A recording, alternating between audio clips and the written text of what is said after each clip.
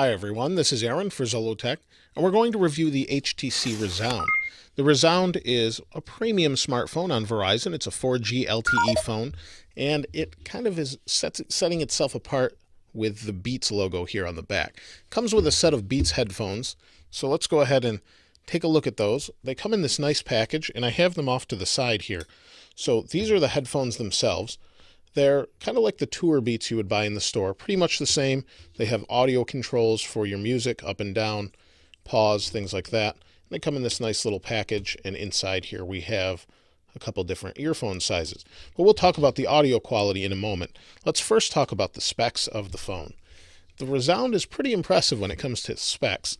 It's a 720p screen, so that means 1280 by 720p resolution, or 720 pixel resolution, by 4.3 inches, and it really makes for a very, very good looking screen. It's higher resolution than an iPhone 4 or 4S, but it's a slightly larger screen. Overall, it gives you beautiful text and videos, and it's really nice to watch videos on this phone. So let's talk about the other things though.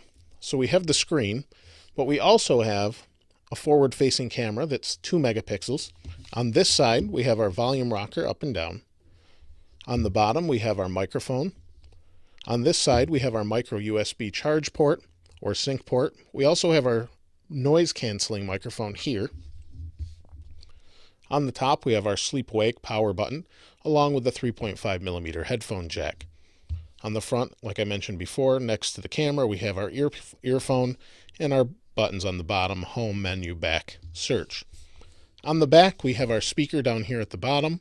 We also have an 8 megapixel dual LED flash camera, and the camera is capable of 720p or 1080p video, so really nice, and we'll talk about that also. The phone itself comes with a decent battery. Let's go ahead and show you here. And you need a decent battery. It's good for about 6 hours of talk time, 6.5 hours, and over 200 hours of standby, and is pretty decent as far as longevity.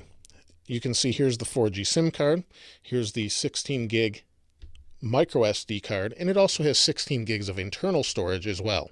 And they have this nice little translucent back.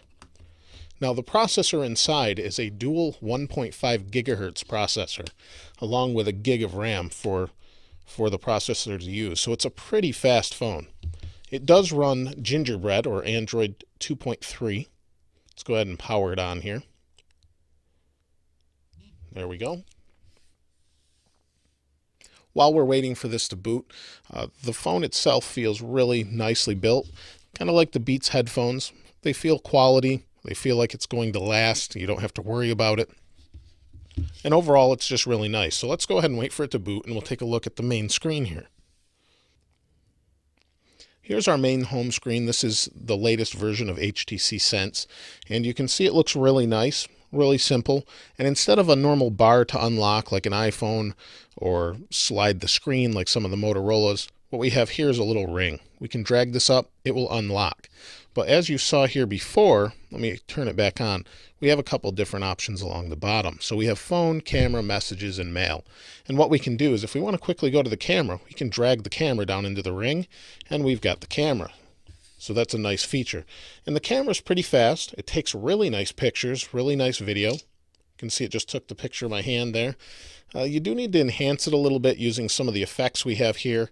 It really helps with the autocorrect and things. It took a really dark, grainy picture I took earlier and made it look like it should have in normal light. So it did a pretty good job as far as that goes. Now the UI itself is very fast due to the Snapdragon processor that it has. That's the dual 1.5 gigahertz. Really, really fast. So let's go ahead and show you that. You can see the UI has changed a little bit if you're familiar with Sense. When I move this, everything kind of pivots to the left and right. You can see there it's pivoting, and it just adds to a nice look. And if I move this fast, while this is kind of useless, it just shows you how fast this really is and how fast things can scroll. If I hit home, it just goes right back to home, blows out the windows, things like that. Overall, it's really nice. It's a really fast experience, and the battery lasts all day long, so it does a good job there. Now, as far as the music is concerned, I've been using Google Music. I uploaded my music to the cloud, listened to some of the music, and I compared it with an iPhone 4S just to see what I could hear if it was any different. I use the exact same headphones as well. Now, as far as that goes, I really don't hear much of a difference at all. In fact, it sounds good on both.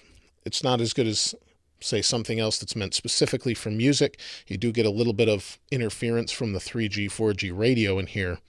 I heard occasionally, but it was pretty rare, so it shouldn't be too much of an issue. Overall, though, the sound was crisp and clear, and as good as you're going to get with Beats headphones. You could always go more expensive if you wanted to, but you get a pretty decent sound overall with the music. Overall, though, the phone is really great. Let me go ahead and show you the internet browser quickly here. We'll go ahead and go to zollotech, have it saved. I'm on my own home Wi-Fi, full signal. The phone overall picks up a pretty good signal. You can see there's the bars there. I'm in a split level. I'm kind of in the downstairs, so it picks up 3 to 4 bars down here in the downstairs. You can see it's pretty fast. There is that little bit of chop for some reason, but overall it's pretty good. Now, if I get back here and I pinch out, I can open another window. It's a neat way they do it in Sense UI. So I can go to Google loads, pinch out, go over here, go back to this. So it's a quick way to get back and forth between your windows, which is nice. And it's a nice little touch. It looks great. So overall, the phone is nice, feels well built.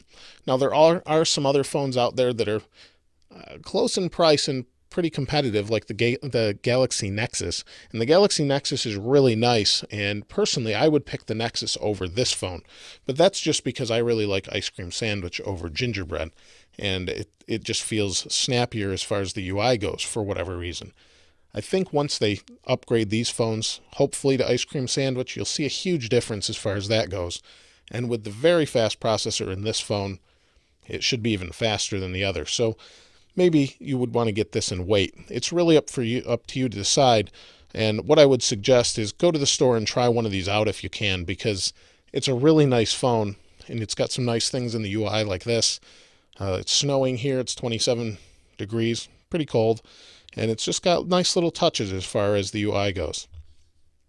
If you like the Sense UI better, you're definitely going to like this phone. So go ahead and maybe head over to a Verizon store, maybe a Best Buy, something like that. Check out the phone and see what you think. And it's worth getting your hands on because it's pretty heavy, but it feels like a quality heaviness. So it's not overly heavy. Definitely check it out. It's been great. I've been watching some videos on it on YouTube just to see what it's like. I like it. I like this phone a lot. It feels like it's going to stand the test of time as far as wear and tear goes. So it's worth checking out, like I said. Now, if you have any questions, please go ahead and place those in the comment below. As always, thanks for watching. This is Aaron. I'll see you next time.